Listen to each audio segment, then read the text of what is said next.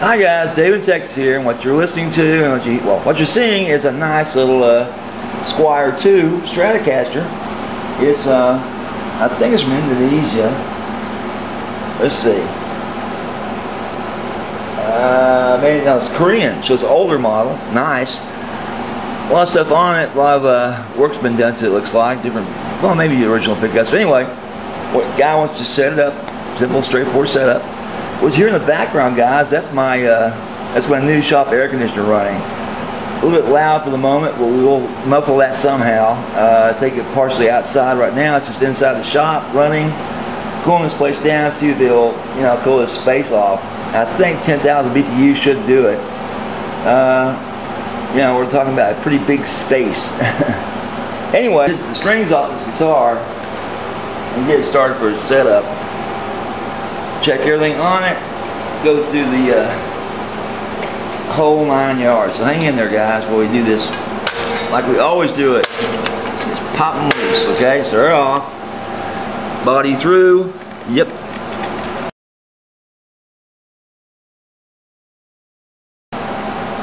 Okay, once again, guys, sorry for the noise, but it's gotta be. And what I'm gonna do next is check the relief on this guitar with my scale to see if he's got any relief at all, and he doesn't. This thing is straight and flat as a flitter. Okay, so if I can't adjust the saddles up high enough and still maintain the string in its place, I may have to put some relief on this neck. And the good thing is that this fender in particular has the truss rod on the headstock, not in the bottom of the neck.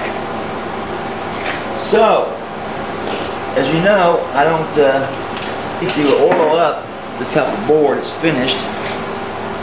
It's got a thin layer of poly on it, so there's no sense doing that. But these frets do look like they could be cleaned up a bit.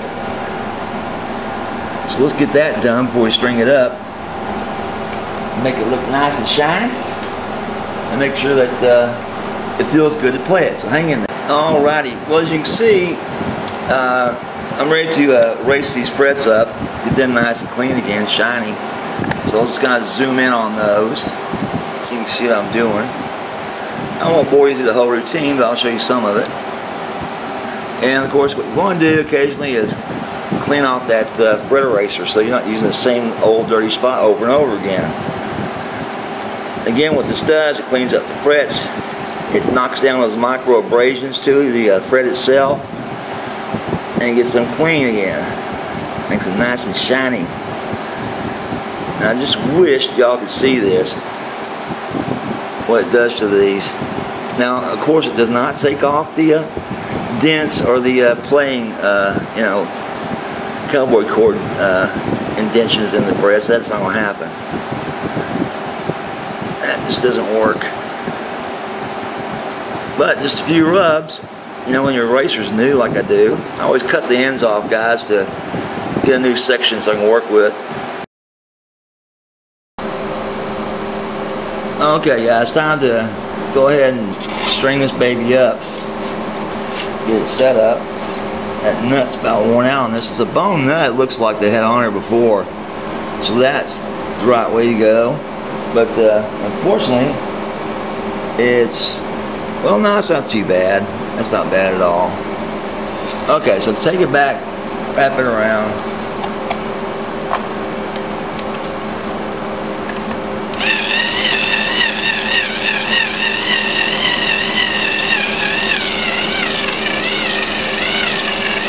Wow. I think I need to replace the batteries on my little stringer.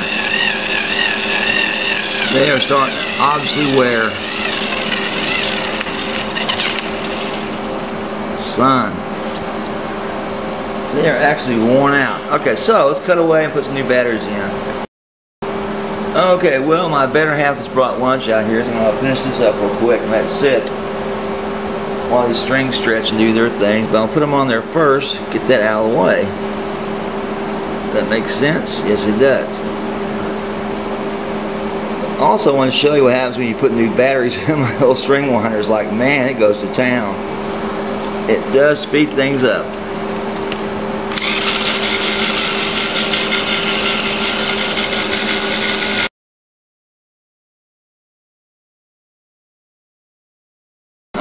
I'll probably go back and cut these a little shorter, but in the meantime, it's lunchtime and it's time to take a break.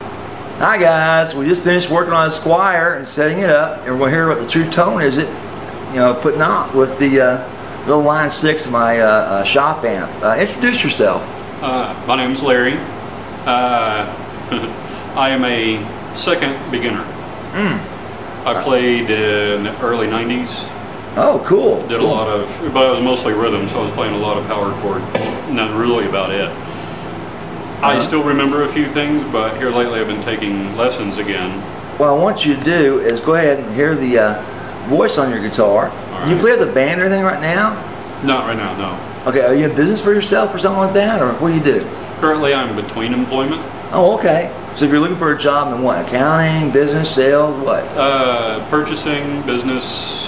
Cool, yeah, cool. Give them your like email address in case somebody's looking, because all walks of life look at my thing. Yeah, okay. Yeah, tell them your email address. It's LLLV like Victor, IS like sugar, @yahoo.com. Cool, guys. If you need a purchasing agent, here's your guy. He also plays guitar. Okay, let's hear your guitar and how it sounds. All right.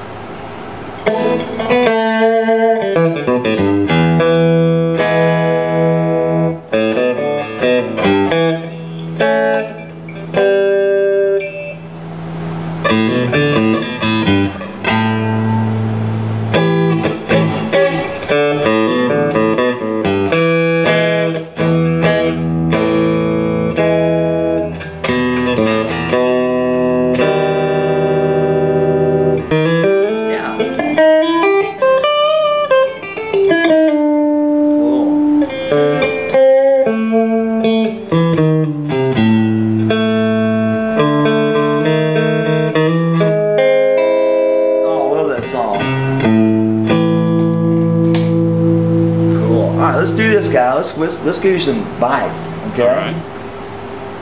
Try that. Go back, way back.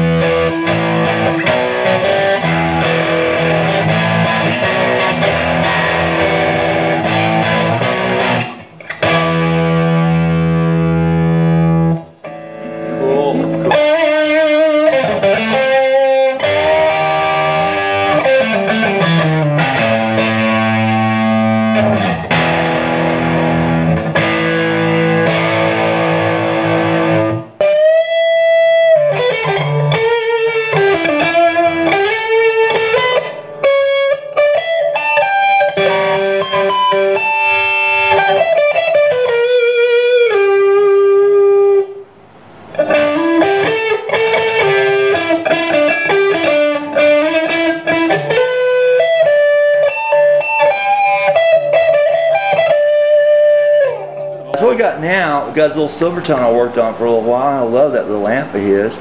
We're going to play it clean and keep it nice and sweet so we don't destroy it just right out of the box. Now it's working again. Okay, go ahead and let's hear what you got to say. All right.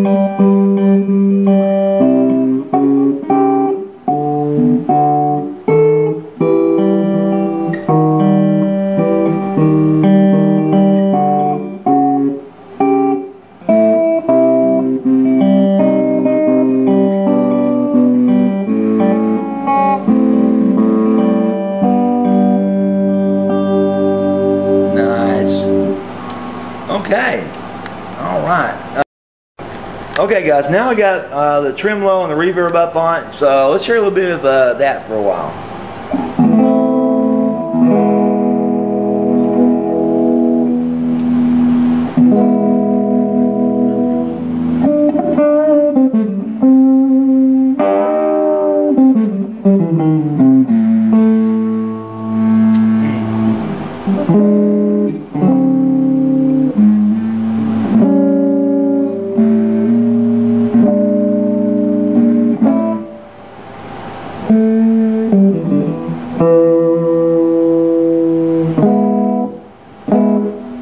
Change gears a little bit here.